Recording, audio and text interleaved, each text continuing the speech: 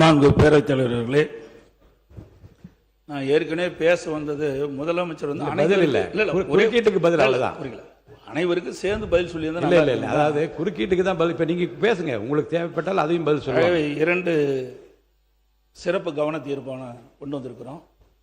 ஒன்று காவிரி நதிநீர் பிரச்சனை சம்பந்தமாக ஒன்று, மற்றொன்று டெல்டா மாவட்டங்களில்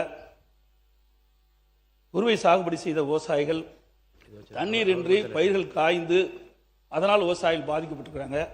அந்த பாதிக்கப்பட்ட விவசாயிகளுக்கு தேவையான நிவாரணத்தை அளிக்க வேண்டும் என்ற 2 தலைப்பின் அடிப்படையில் தான் நாங்கள் கொடுத்தோம். காவிரி நதிநீர் பிரச்சனை பற்றி நான் ஏற்கனவே இதே அவையில் நம்ம கொண்டு வந்தோம். மேகதாது பிரச்சனை சொன்னோம். நடுவர் மன்றத்தை பற்றி இங்கே ஒரு கருத்தை, ஒரு தீர்மானத்தை கொண்டு வந்து நிறைவேற்றிருக்காங்க. அது வந்து நான் ஏற்கனவே தெளிவாக நான் சொன்னேன். பத்திரிகையெல்லாம் வேறு விதமாக வருகின்றது. 18ஆம் தேதி கொடுக்கப்பட்ட அந்த சட்டமன்ற உறுப்பினர்களுக்கு கொடுக்கப்பட்ட அரசு தனி தீர்மானத்தில் கொடுக்கப்பட்ட அந்த வாசகத்தின் அடிப்படையில் தான் முன்மொழிஞ்சு அதன் அடிப்படையில் தான் நாங்களாம் பேசணும். ஆனால் இடை திருத்தத்தை நடுவர் மன்றம் அமைக்க வேண்டும் என்று வலியுறுத்தி இந்த தீர்மானத்தில் அவர் வந்து மாண்பு முதலமைச்சர் பதில் சொல்லிக்கின்ற போது சொன்னார். அதை நாங்கள் ஏற்றுக்கொள்ளவில்லை. அது இப்பொழுதும் நான் சொல்லிவிடுகிறேன். அதோட கொஞ்சம் உட்காருங்க, அதை பற்றி விளக்கம் சொல்லி உட்காருங்க, ப்ளீஸ் உட்காருங்க. மாண்புமிகு முதலமைச்சர் அவர்கள் அரசின் சார்பில் தீர்மானத்தை முன்மொழிந்தார்கள்.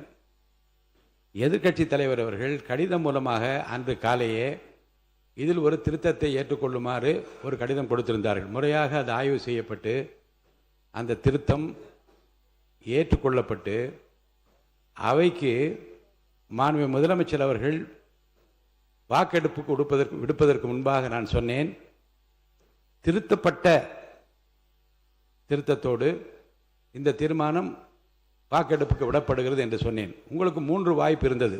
ஒன்று, மாண்புமிகு எதிர்க்கட்சி தலைவர் அவர்கள் பேசுகிற போதே திருத்தத்தை பற்றி குறிப்பிடுகிறார். இப்படிப்பட்ட திருத்தத்தில் உடன்பாடு இல்லை என்றால் இப்போது இப்படி குறுக்கிட்டு நீங்கள் பேசுவது போல கையை உயர்த்தி இதில் எங்களுக்கு உடன்பாடு இல்லை என்ற கருத்தை அப்போது சொல்லியிருக்கலாம். ஒன்று. 2வதாக, திருத்தம் மாண்புமிகு முதலமைச்சர் கவனத்திற்கு கொண்டு சென்று திருத்தம் செய்யப்பட்டு திருத்தப்பட்ட தீர்மானத்தையும் அவர்கள் படிக்கின்றார்கள். திருத்தப்பட்ட அப்போதும் நீங்கள் உங்கள் எதிர்ப்பை தெரிவிக்கவில்லை. மாண்புமிகு முதலமைச்சர் அவர்கள் தீர்மானத்தை வாக்கெடுப்புக்கு விடுகிற போது நான் சொல்லுகிறேன், இந்த தீர்மானம் அரசின் தீர்மானம் திருத்தங்களுடன் வாக்கெடுப்புக்கு விடப்படுகிறது, ஏற்போர் ஆமன்க என்று சொல்லுகிற போது அனைவரும் ஏகமனதாக மகிழ்ச்சியாக அதை நீங்கள் ஆதரித்தீர்கள். அவையில் நடந்தது எல்லாமே குறிப்பில் இருக்கிறது. அப்போதும் எதிர்ப்பு தெரிவிக்கவில்லை. தீர்மானம் ஏகமனதாக நிறைவேறியது என்று அப்போது நான் ஒரு வார்த்தை சொன்னேன், வெளி மாநிலங்கள் எல்லாம் ஒற்றுமையாக இருக்கின்றார்களே என்று சொல்லுகிற நீங்கள் இந்த பிரச்சனையில் ஒற்றுமையாக இருக்க வேண்டும் என்பதும் அப்படி இருப்பதும் மகிழ்ச்சியாக இருக்கிறது என்பது கூட குறிப்பில் இருக்கிறது. ஆக 3 இடங்களிலும் உங்கள் எதிர்ப்பை தெரிவிக்காத நீங்கள் இப்போதும் அதை பற்றி பேசுவதற்கு நான் அனுமதிக்க மாட்டேன். ஏன்னால் ஏற்கனவே ஏகமனதாக ஒரு தீர்மானம் நிறைவேற்றப்பட்டிருக்கு, அதை பற்றி பேச வேண்டாம். அடுத்த கருத்து, இப்போது நீங்கள் கொடுத்திருக்கிற 55 விதியின் கீழ் கொடுத்திருக்கிற கவன ஈர்ப்பு தீர்மானத்தை பற்றி மட்டும் பேசுங்கள். மாண்பு பேரவைத் தலைவர்களே,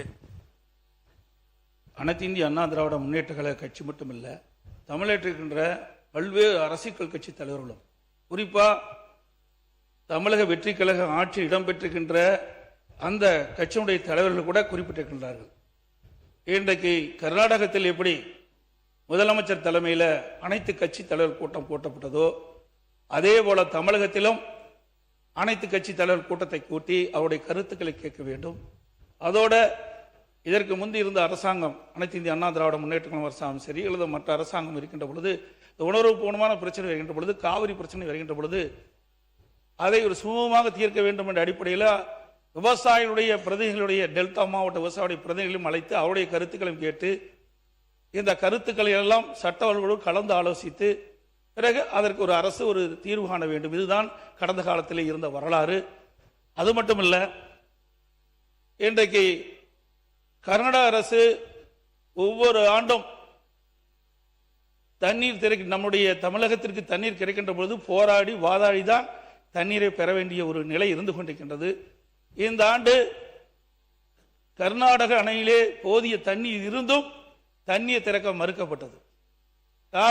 காவிரி நீர் ஒழுங்காற்று குழு பரிந்துரையின்படி காவிரி மேலாண்மை ஆணையம் 15 நாட்களுக்கு தினந்தோறும் 3500 கனஅடி தண்ணீர் காவிரியிலே தண்ணீர் திறந்திட வேண்டும் என்று உத்தரவு பிறப்பிக்கப்பட்டும் ஒரு தண்ணீர் திறக்கவில்லை.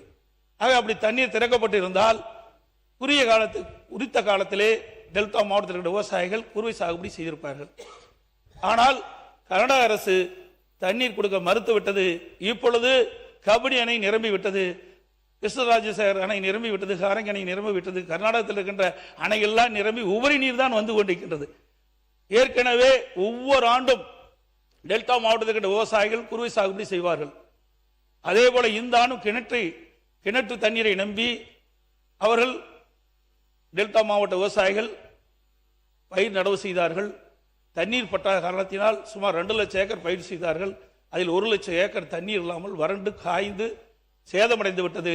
அப்படி சேதமடைந்த விவசாயிகளுக்கு இந்த அரசு உரிய அதிகாரிகளை அனுப்பி கணக்கிட்டு பாதிக்கப்பட்ட விவசாயிகளுக்கு உரிய நிவாரணம் அளிக்க வேண்டும் என்று கேட்டு அமர்கின்றேன்.